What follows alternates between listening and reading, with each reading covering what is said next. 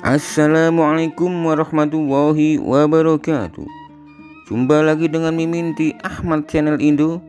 Di cerita kali ini Mimin akan mengangkat kisah atau melanjutkan kisah 25 nabi, 25 rasul. Sekarang kita sudah masuk ke Nabi Ibrahim. Tanpa berlama-lama lagi, mari kita masuk ke alur ceritanya. Nabi Ibrahim adalah seorang hamba Allah Subhanahu wa Ta'ala yang berhak diangkatnya menjadi Al-Khalil, kekasih Allah Subhanahu wa Ta'ala. Itu adalah derajat dari derajat-derajat kenabian yang kita tidak mengetahui nilainya. Kita juga tidak mengetahui bagaimana kita menyifatinya. Berapa banyak pernyataan manusia berkaitan dengan hal tersebut. Namun rasa-rasanya ia laksana penjara yang justru menggelapkannya. Al-Quran Al-Karim tidak menceritakan tentang proses kelahirannya dan masa kecilnya Nabi Ibrahim. Kita mengetahui bahwa di masa Nabi Ibrahim manusia terbagi menjadi 3 kelompok. Kelompok pertama menyembah patung-patung yang terbuat dari kayu dan batu.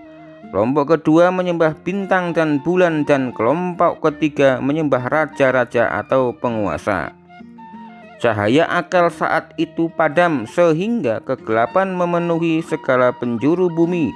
Akhirnya kehausan bumi untuk mendapatkan rahmat dan kelaparannya terhadap kebenaran pun semakin meningkat. Dalam suasana yang demikianlah Nabi Ibrahim dilahirkan. Ia dilahirkan dari keluarga yang mempunyai keahlian membuat patung atau berhala. Disebutkan bahwa ayahnya meninggal sebelum ia dilahirkan. Kemudian ia diasuh oleh pamannya, di mana pamannya itu menduduki kedudukan ayahnya. Nabi Ibrahim pun memanggil dengan sebutan-sebutan yang biasa ditunjukkan kepada seorang ayah. Ada yang mengatakan bahwa ayahnya tidak meninggal dan Azar adalah benar-benar ayahnya. Ada pendapat lain yang mengatakan bahwa Azar adalah nama salah satu patung yang cukup terkenal yang dibuat oleh ayahnya. Alhasil Ibrahim berasal dari keluarga semacam ini. Kepala keluarga Ibrahim adalah salah seorang seniman yang terbiasa memahat patung-patung, sehingga profesi si ayah mendapatkan kedudukan istimewa di tengah-tengah kaumnya. Keluarga Nabi Ibrahim sangat dihormati. Dalam bahasa kita saat ini bisa saja ia disebut dengan keluarga aristokrat. Dari keluarga semacam ini lahir seorang anak yang mampu menentang penyimpangan dari keluarganya sendiri, menentang sistem masyarakat yang rusak serta melawan berbagai macam ramalan para dukun, dan menentang penyembahan berhala dan binatang serta segala bentuk kesyirikan. Akhirnya beliau mendapatkan ujian berat saat beliau memasukkan ke dalam api dalam keadaan hidup-hidup. Kita tidak ingin mendahului peristiwa tersebut. Kami ingin memulai kisah Nabi Ibrahim sejak masa kecilnya. Nabi Ibrahim semasa kecil. Nabi Ibrahim adalah seorang yang akalnya cemerlang sejak beliau berusia muda.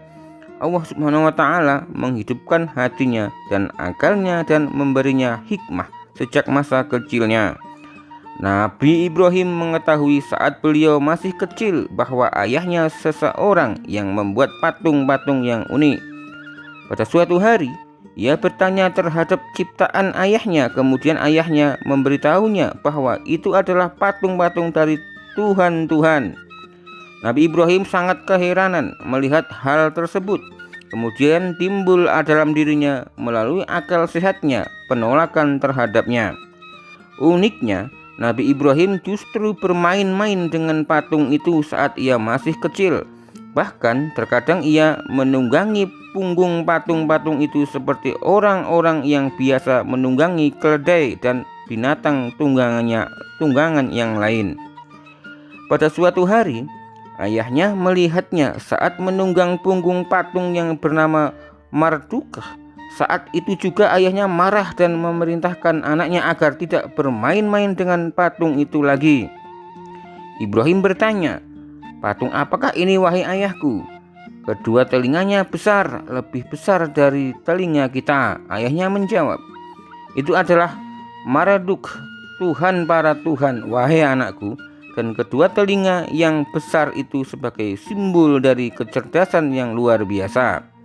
Ibrahim nampak tertawa dalam dirinya, padahal saat itu beliau baru menginjak usia 7 tahun. Injil Barnabas melalui lisan Nabi Isa menceritakan kepada kita bahwa Nabi Ibrahim mengecek ayahnya saat beliau masih kecil. Suatu hari Ibrahim bertanya kepada ayahnya, "Siapa yang menciptakan manusia, wahai ayahku?" Si ayah menjawab, "Manusia, karena akulah yang membuatmu dan ayahku yang membuat aku." Ibrahim justru menjawab, "Tidak demikian, wahai ayahku, karena aku pernah mendengar seseorang yang sudah tua yang berkata, 'Wahai Tuhanku, mengapa engkau tidak memberi aku anak?' Si ayah berkata, 'Benar, wahai anakku, Allah yang membantu manusia untuk membuat manusia, namun dia tidak meletakkan tangannya di dalamnya. Oleh karena itu manusia harus menunjukkan kerendahan di hadapan Tuhannya dan memberikan kurban untuknya.' Kemudian Ibrahim bertanya lagi, 'Berapa banyak Tuhan-Tuhan itu, wahai ayahku?' Si ayah menjawab, 'Tidak ada jumlahnya, wahai anakku.' Ibrahim berkata, 'Apa yang aku lakukan, wahai ayahku, jika aku mengabdi pada satu Tuhan, lalu Tuhan yang lain membenciku karena aku tidak mengabdi padanya? Bagaimana terjadi persaingan dan pertentangan di antara Tuhan? Bagaimana seandainya Tuhan yang membenciku itu membunuh Tuhanku? Boleh jadi ia membunuhku juga.' Si ayah menjawab dengan tertawa, 'Kamu tidak perlu takut, wahai anakku, karena tidak ada pemusnahan di antara sesama Tuhan. Di dalam tempat penyembahan yang besar terdapat ribuan Tuhan yang sampai sekarang telah berlangsung 70 tahun. Meskipun demikian, belum pernah kita mendengar satu Tuhan memukul Tuhan yang lain.' Ibrahim berkata, 'Kalau begitu terdapat suasana harmonis dan kedamaian di antara mereka.' Si ayah menjawab, 'Benar.' Ibrahim bertanya lagi, 'Dari apa Tuhan-Tuhan itu diciptakan?' Orang tua itu menjawab, 'Ini dari kayu-kayu pelepah kurma, itu dari zaitun, dan berhala kecil itu dari koding. Lihatlah alangkah indahnya, hanya saja ia tidak memiliki nafas.' Ibrahim berkata, 'Jika para Tuhan tidak memiliki nafas, maka bagaimana mereka dapat memberikan nafas? Bila mereka tidak memiliki kehidupan, bagaimana mereka memberikan kehidupan? Wahai ayahku, pasti mereka bukan Allah.' Mendengar ucapan Ibrahim itu, sang ayah menjadi berang dan marah sambil berkata, 'Seandainya engkau sudah dewasa, niscaya aku pukul dengan kapak ini.' Ibrahim berkata, 'Wahai ayahku, jika para Tuhan membantu dalam menciptaan manusia, wahai ayahku, jika para Tuhan membantu dalam penciptaan manusia, maka bagaimana mungkin manusia menciptakan Tuhan? Jika para Tuhan diciptakan dari kayu, maka membakar kayu merupakan kesalahan besar. Tetapi katakanlah, wahai ayahku, bagaimana engkau menciptakan Tuhan-Tuhan dan membuat baginya Tuhan yang cukup baik? Namun bagaimana Tuhan-Tuhan membantumu untuk membuat anak-anak yang cukup banyak sehingga engkau menjadi orang yang paling kuat di dunia?' Selesailah dialog antara Ibrahim dan ayahnya. Dengan terjadinya pemukulan oleh si ayah terhadap Ibrahim, kemudian berlalulah hari demi hari dan Ibrahim menjadi besar. Sejak usia anak-anak, hati Ibrahim menanam rasa benci terhadap patung-patung yang dibuat oleh ayahnya sendiri. Ibrahim tidak habis mengerti bagaimana manusia yang berakal membuat patung-patung dengan tangannya sendiri, kemudian setelah itu ia sujud dan menyembah terhadap apa yang dibuatnya. Nabi Ibrahim menghancurkan berhala. Semenjak kecil, Ibrahim memang membenci berhala-berhala yang disembah sebagai Tuhan oleh ayahnya dan orang-orang pada masa itu. Pada suatu hari, Ibrahim bersama ayahnya masuk di tempat penyembahan. Saat itu terjadi suatu pesta dan perayaan di hadapan patung-patung, dan di tengah-tengah perayaan tersebut terdapat seorang tokoh dukun yang memberikan pengarahan tentang kehebatan Tuhan berhala yang paling besar. Dengan suara yang penuh penghayatan, dukun itu memohon kepada patung agar menyayangi kaumnya dan memberi mereka rezeki. Tiba-tiba keheningan saat itu dipecah oleh suara Ibrahim yang ditunjukkan kepada tokoh dukun itu. "Hai tukang dukun, ia tidak akan pernah mendengarmu. Apakah engkau meyakini bahwa ia mendengar?" Saat itu manusia mulai kaget. Mereka mencari dari mana asal suara itu. Ternyata mereka mendapati bahwa suara itu suara Ibrahim. Lalu tokoh dukun itu mulai menampakkan keseriusannya dan kemarahannya. Tiba-tiba si ayah berusaha menenangkan keadaan dan mengatakan bahwa anaknya sakit dan tidak mengetahui apa yang dikatakan. Lalu keduanya keluar dari tempat penyembahan itu. Si ayah menemani Ibrahim menuju tempat tidurnya dan berusaha menidurkannya dan meninggalkannya setelah itu. Namun Ibrahim tidak begitu saja mau tidur ketika beliau melihat kesesatan yang menimpa manusia. Beliau pun segera bangkit dari tempat tidurnya. Beliau bukan seorang yang sakit. Beliau merasa di hadapan pada peristiwa yang besar. Beliau menganggap mustahil bahwa patung-patung yang terbuat dari kayu-kayu dan batu-batuan itu menjadi Tuhan bagi kaumnya. Ibrahim keluar dari rumahnya menuju gunung. Beliau berjalan sendirian di tengah kegelapan. Beliau memilih salah satu gua di gunung. Lalu beliau menyandarkan punggungnya di dalam keadaan duduk termenung. Beliau memperhatikan langit. Beliau mulai bosan memandang bumi yang dipenuhi dengan suasana jahiliyah yang bersandarkan kepada berhala. Tidak lama setelah Nabi Ibrahim memperhatikan langit, kemudian beliau melihat-lihat berbagai bintang yang disembah di bumi. Saat itu hati Nabi Ibrahim sebagai pemuda yang masih belia merasakan kesedihan yang luar biasa. Lalu beliau melihat apa yang di belakang bulan dan bintang. Hal itu sangat mengagumkannya. Mengapa manusia justru menyembah ciptaan Tuhan? Bukankah semua itu muncul dan tenggelam dengan izinnya? Nabi Ibrahim mengalami dialog internal dengan dirinya. Allah SWT menceritakan keadaan ini dalam surah Al-An'am.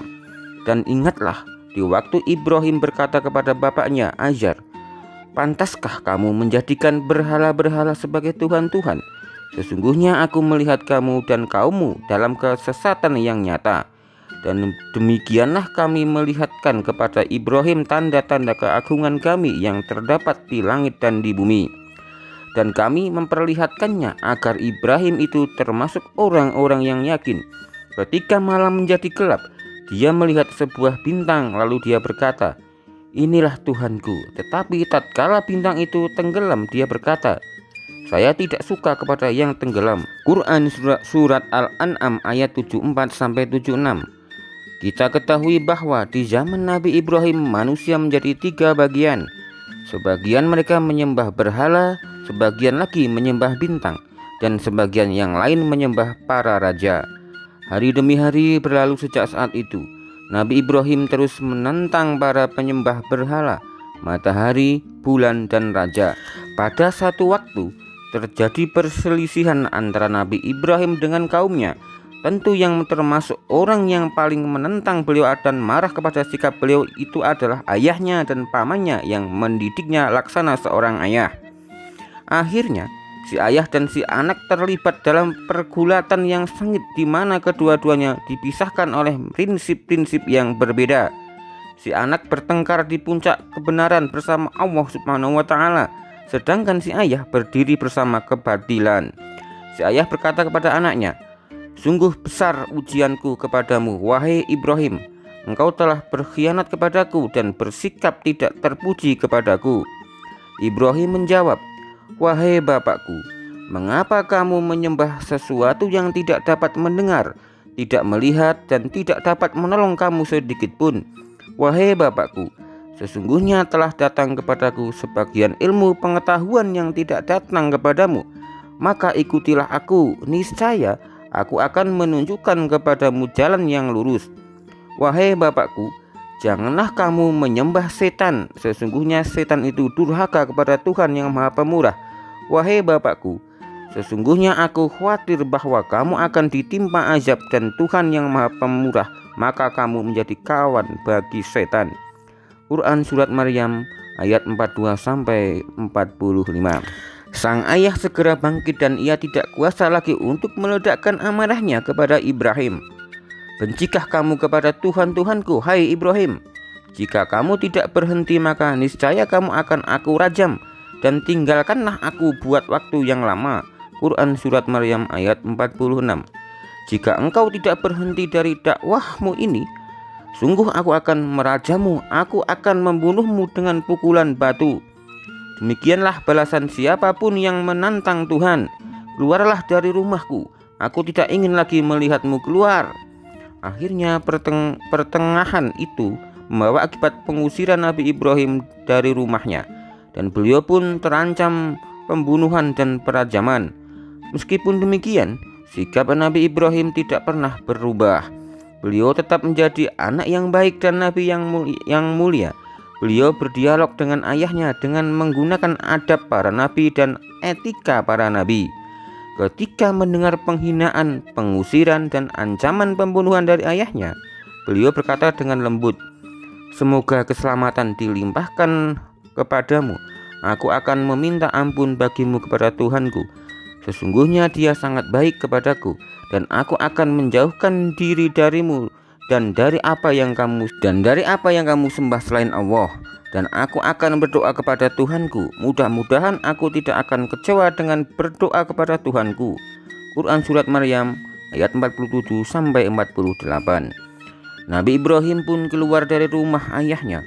Beliau meninggalkan kaumnya dan sesembahan selain Allah Subhanahu wa Ta'ala. Beliau menetapkan suatu urusan dalam dirinya.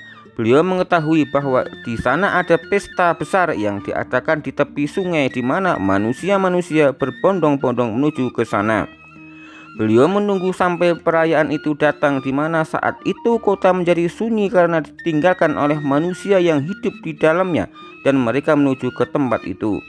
Jalan-jalan yang menuju tempat penyembahan menjadi sepi, dan tempat penyembahan itu pun ditinggalkan oleh penjaganya. Semua orang mengikuti pesta itu. Dengan penuh hati-hati, Ibrahim memasuki tempat penyembahan dengan membawa kapak yang tajam. Ibrahim melihat patung-patung Tuhan yang terukir dari batu-batu dan kayu-kayu. Ibrahim pun melihat makanan dan diletakkan oleh manusia di depannya sebagai hadiah dan nazar.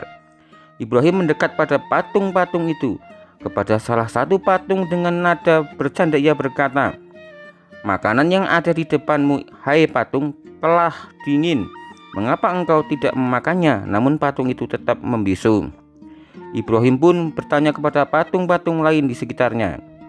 Kemudian ia pergi dengan diam-diam kepada berhala-berhala mereka. Lalu ia berkata, "Mengapa kalian tidak memakan?" Quran Surat As-Saffat ayat 91. Ibrahim mengecek patung-patung itu. Ibrahim mengetahui bahwa patung itu memang tidak dapat memakannya. Ibrahim bertanya kepada patung-patung itu, "Mengapa kamu tidak menjawab?" Quran Surat As-Saffat ayat 92. Ibrahim pun langsung mengangkat kapak yang ada di tangannya dan mulai menghancurkan tuhan-tuhan yang palsu yang disembah oleh manusia.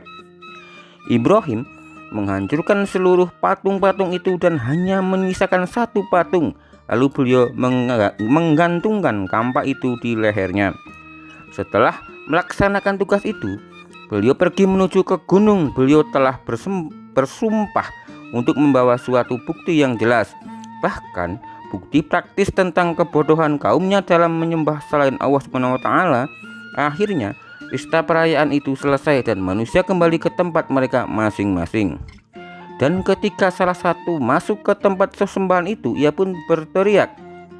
Manusia-manusia datang menolongnya dan ingin mengetahui apa sebab dibalik teriakan itu. Dan mereka mengetahui bahwa Tuhan-Tuhan semuanya telah hancur, yang tersisa hanya satu. Mereka mulai berpikir, siapa penyebab semua ini? Akhirnya mereka pun mengetahui dan menyadari bahwa ini adalah ulah Ibrahim yang telah mengajak mereka untuk menyembah Allah Subhanahu wa Ta'ala. Mereka berkata, "Kami dengar ada seorang pemuda yang mencela berhala-berhala ini yang bernama Ibrahim." Quran Surat Al-Anbiya ayat 60. Mereka segera mendatangi Ibrahim. Ketika Ibrahim datang, mereka bertanya kepadanya. "Apakah benar engkau yang melakukan semua ini terhadap Tuhan kami, wahai Ibrahim?" Quran Surat Al-Anbiya ayat 62. Ibrahim membalas dengan senyuman, lalu ia menunjuk kepada Tuhan yang paling besar yang tergantung di lehernya sebuah kapak. "Tidak," Ibrahim menjawab, sebenarnya patung yang besar itulah yang melakukannya. Maka tanyakanlah kepada berhala itu jika mereka dapat berbicara. Quran Surat Al-Anbiya ayat 63. Para dukun berkata, siapa yang harus kita tanya? Ibrahim menjawab, tanyalah kepada Tuhan kalian. Kemudian mereka berkata, bukankah engkau mengetahui bahwa Tuhan-Tuhan itu tidak berbicara? Ibrahim membalas, mengapa kalian menyembah sesuatu yang tidak mampu berbicara, sesuatu yang tidak mampu memberikan manfaat, dan sesuatu yang tidak mampu memberikan mudarat? Tidakkah kalian mau berpikir sebentar di mana letak akal kalian?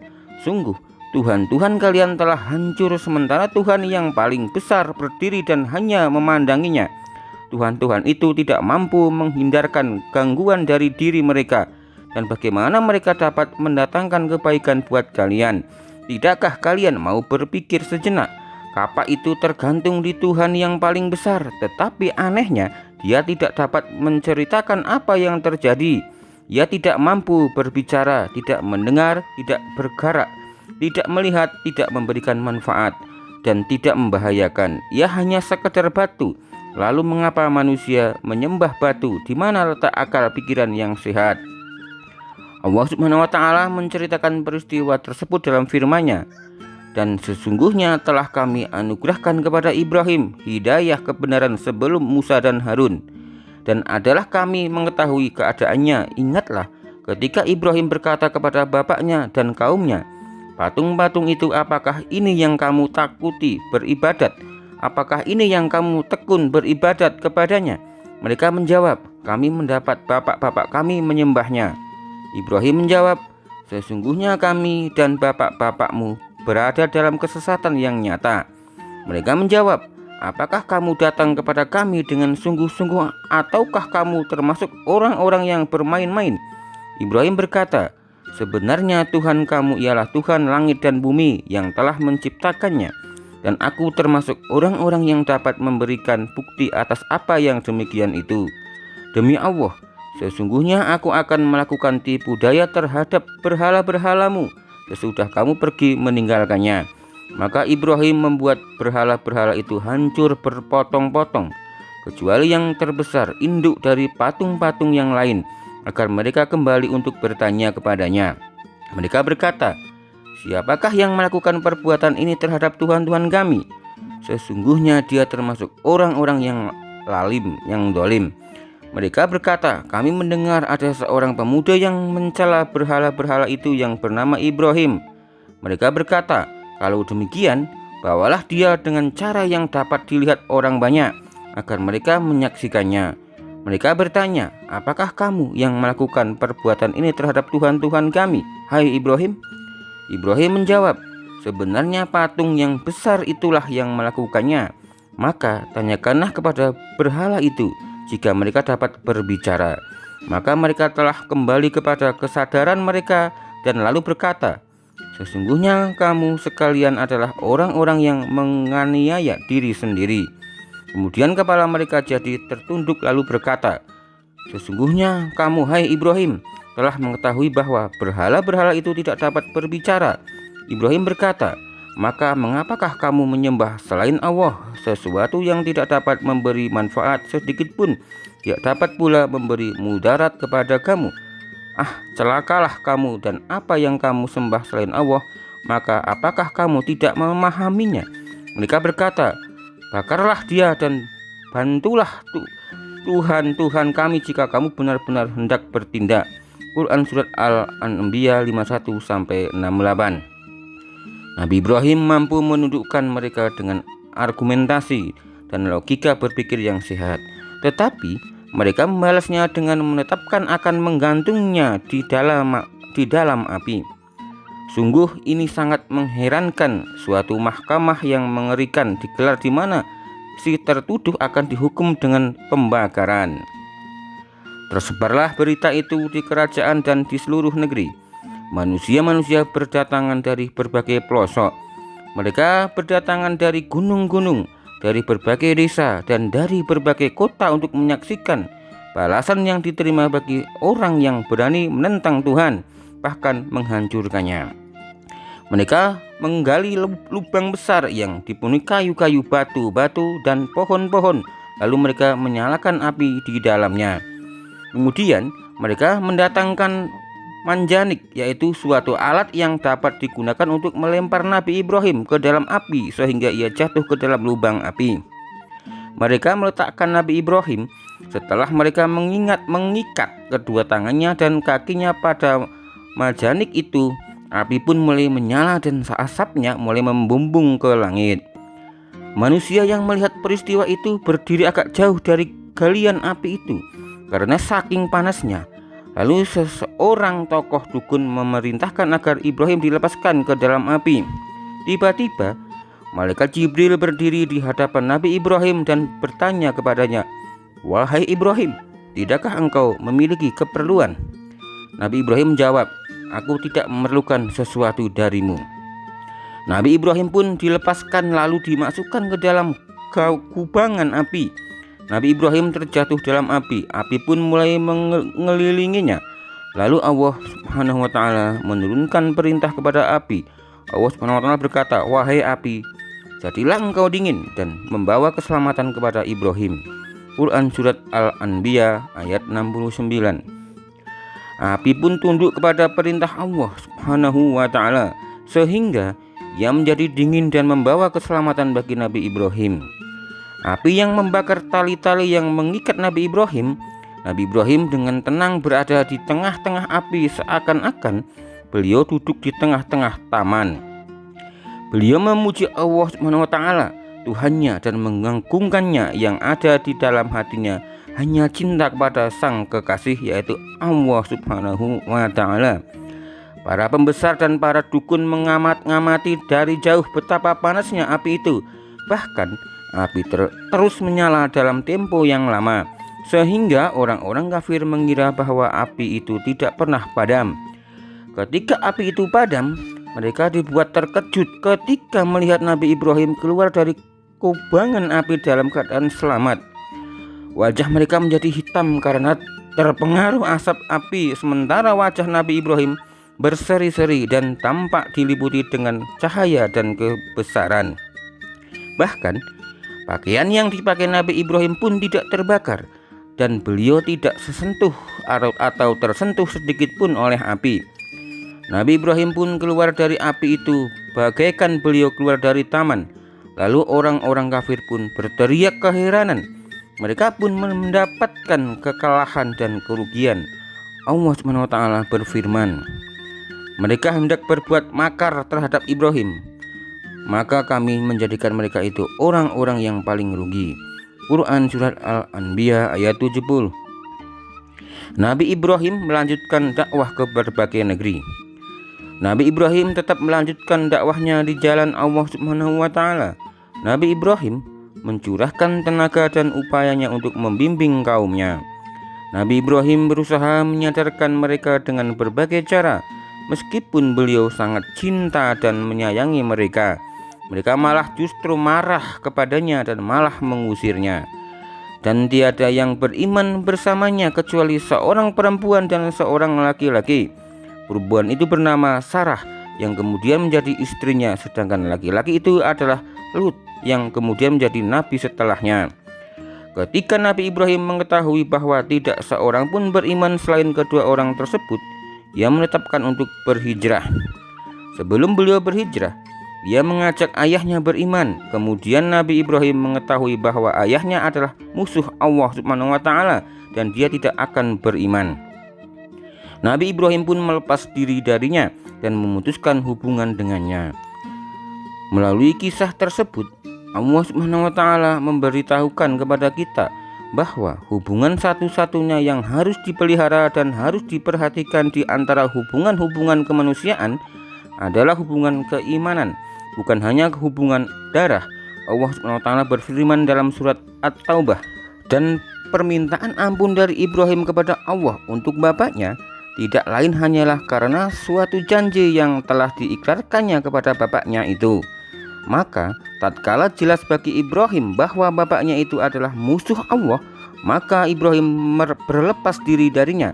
Sesungguhnya Ibrahim adalah seorang yang sangat lembut hatinya lagi penyantun. Quran Surat At-Taubah ayat 114.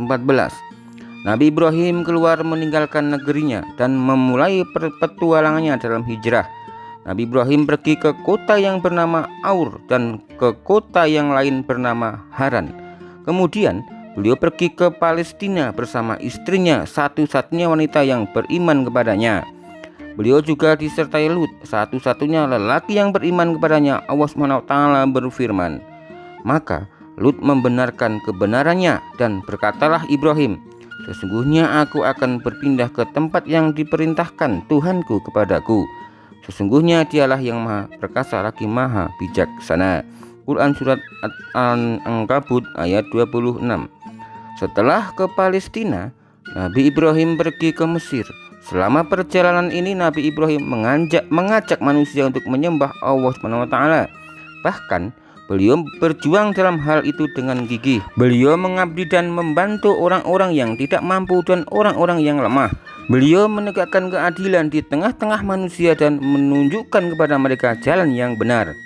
Istri Nabi Ibrahim, Sarah, tidak melahirkan, lalu Raja Mesir memberikan seorang pembantu dari Mesir yang dapat membantunya. Nabi Ibrahim telah menjadi tua dan rambutnya memutih, di mana beliau menggunakan usianya hanya untuk berdakwah di jalan Allah Subhanahu wa Ta'ala. Sarah berpikir bahwa ia dan Nabi Ibrahim tidak akan mempunyai anak. Lalu ia berpikir bagaimana seandainya wanita yang membantunya itu dapat menjadi istri kedua dari suaminya. Wanita Mesir itu bernama Hajar. Akhirnya Sarah menikahkan Nabi Ibrahim dengan Hajar. Kemudian Hajar melahirkan anaknya yang pertama yang dinamakan oleh ayahnya dengan nama Ismail. Nabi Ibrahim saat itu menginjak usia yang sangat tua ketika Hajar melahirkan anak pertamanya, Ismail. Nabi Ibrahim hidup di bumi Allah SWT dengan selalu menyembahnya, bertasbih dan menyucikannya. Kita tidak mengetahui berapa jauh jarak yang ditempuh Nabi Ibrahim dalam perjalanannya. Beliau adalah seorang musafir di jalan Allah SWT. Seorang musafir di jalan Allah SWT menyadari bahwa hari-hari di muka bumi sangat cepat berlalu. Kemudian ditiupkan sangkakala, lalu terjadilah hari kiamat dan kemudian hari kebangkitan. Pada suatu hari Nabi Ibrahim bangun, lalu beliau memerintahkan istrinya Hajar untuk membawa anaknya bersiap-siap untuk melalui perjalanan panjang. Setelah beberapa hari dimulailah perjalanan Nabi Ibrahim bersama istrinya Hajar beserta anak mereka, Ismail. Saat itu Ismail masih menyusu pada ibunya. Nabi Ibrahim berjalan di tengah-tengah tanah yang penuh dengan tanaman, melewati gurun dan gunung-gunung. Kemudian beliau memasuki tanah Arab. Nabi Ibrahim menuju ke suatu lembah yang di dalamnya tidak ada tanaman, tidak ada buah-buahan, tidak ada pepohonan, tidak ada makanan, dan tidak ada air. Lembah itu kosong dari tanda-tanda kehidupan. Nabi Ibrahim sampai ke lembah, lalu beliau turun dari atas punggung hewan tunggangannya. Lalu beliau menurunkan istrinya dan anaknya dan meninggalkan mereka di sana. Mereka hanya dibekali dengan makanan dan sedikit air yang tidak cukup untuk kebutuhan 2 hari. Ketika beliau mulai meninggalkan mereka dan berjalan, tiba-tiba istrinya segera menyusulnya dan berkata kepadanya, "Wahai Ibrahim, kemana engkau pergi? Mengapa engkau meninggalkan kami di lembah ini? Padahal di dalamnya tidak terdapat sesuatu pun." Nabi Ibrahim tidak segera menjawab dan ia tetap berjalan. Istrinya pun kembali mengatakan perkataan yang dikatakan sebelumnya. Namun Nabi Ibrahim tetap diam. Akhirnya si istri memahami bahwa Nabi Ibrahim tidak bersikap demikian kecuali mendapat perintah dari Allah Subhanahu wa Ta'ala. Kemudian si istri bertanya, "Apakah Allah Subhanahu wa Ta'ala memerintahkannya yang demikian ini?" Nabi Ibrahim menjawab, "Benar." Istri yang beriman itu berkata, "Kalau begitu kita tidak akan disia-siakan." Nabi Ibrahim menuju ke tempat di suatu gunung, lalu beliau mengangkat kedua tangannya untuk berdoa kepada Allah Subhanahu wa Ta'ala.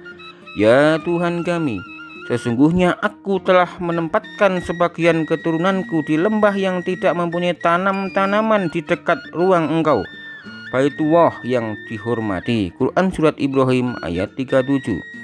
Saat itu Baitullah Ka'bah belum dibangun. Terdapat hikmah yang tinggi dalam perjalanan yang penuh dengan misteri ini. Ismail ditinggalkan bersama ibunya di tempat ini. Ismail lah yang akan bertanggung jawab bersama ayahnya dalam pembangunan Ka'bah. Hikmah Allah SWT menuntut untuk didirikannya suatu bangunan di lembah itu dan dibangun di dalamnya Baitullah, di mana kita akan menuju ke sana dan menghadap kepadanya saat kita sholat. Nabi Ibrahim meninggalkan istrinya dan anak-anaknya yang masih menyusu di padang Sahara. Ibu Ismail menyusui anaknya dan mulai merasakan kehausan.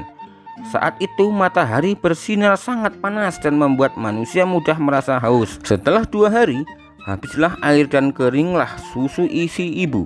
Hajar dan Ismail merasakan kehausan dan makanan telah tiada, sehingga saat itu mereka merasakan kesulitan yang luar biasa. Ismail mulai menangis kehausan dan ibunya meninggalkannya untuk mencarikan air. Si ibu berjalan dengan cepat hingga sampai di suatu gunung yang bernama Safa. Ia menaikkannya dan meletakkan kedua tangannya di atas keningnya untuk melindungi kedua matanya dari sengkatan matahari. Ia mulai mencari-cari sumber air atau sumur atau seseorang yang dapat membantunya, atau kafilah atau musafir yang dapat menolongnya, atau berita, namun semua harapannya itu gagal. Ia segera turun dari sofa dan ia mulai berlari. Ia segera turun dari Safa dan ia mulai berlari dan melalui suatu lembah dan sampai ke suatu gunung yang bernama Marwah. Ia pun mendakinya dan melihat apakah ada seseorang, tapi ia tidak melihat ada seseorang. Si ibu kembali ke anaknya dan ia masih mendapatinya dalam keadaan menangis dan rasa hausnya pun makin bertambah. Ia segera menuju ke Safa dan berdiri di atasnya. Kemudian ia menuju ke Marwah dan melihat-lihat. Ia mondar-mandir pulang dan pergi antara 2 gunung yang kecil itu sebanyak 7 kali. Oleh karenanya, orang-orang yang berhaji berlari-lari kecil antara Safa dan Marwah sebanyak 7 kali. Ini adalah sebagai peringatan terhadap ibu mereka yang pertama dan nabi mereka yang agung, yaitu Ismail.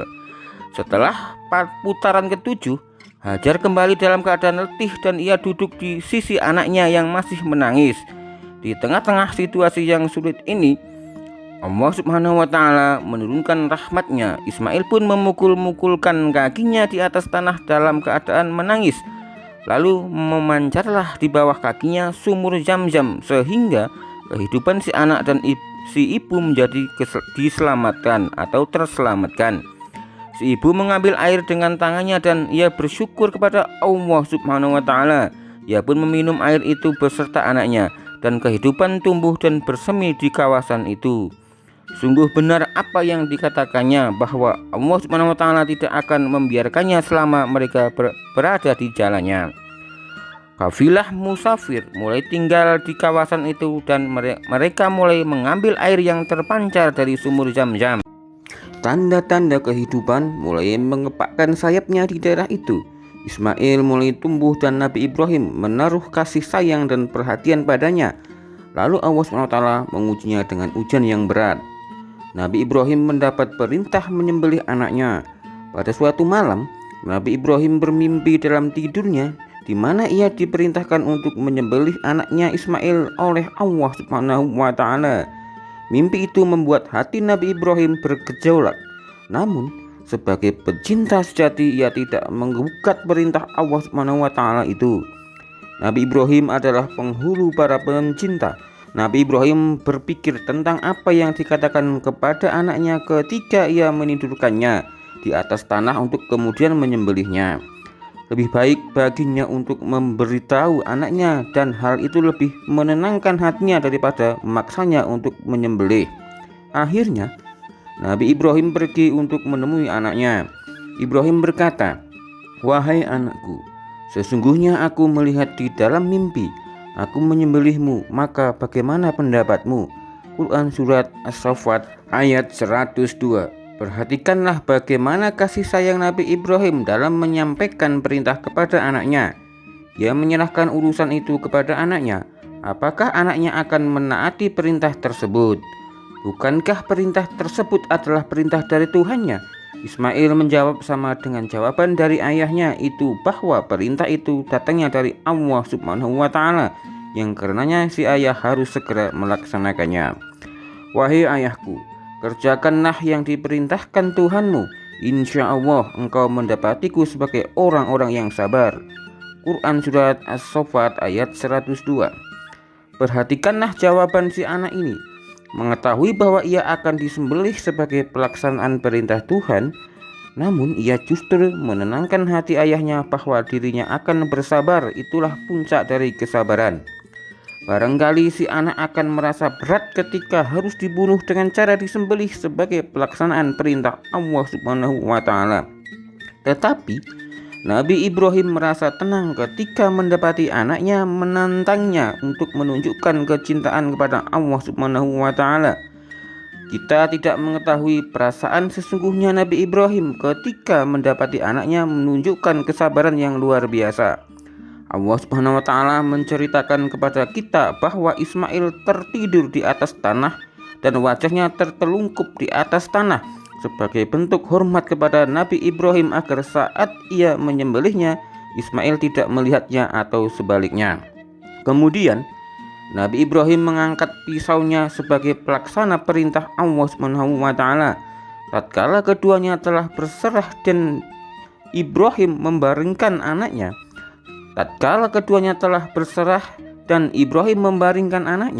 atas pelipisnya nyatalah kesabaran keduanya. Quran Surat As-Saffat ayat 103.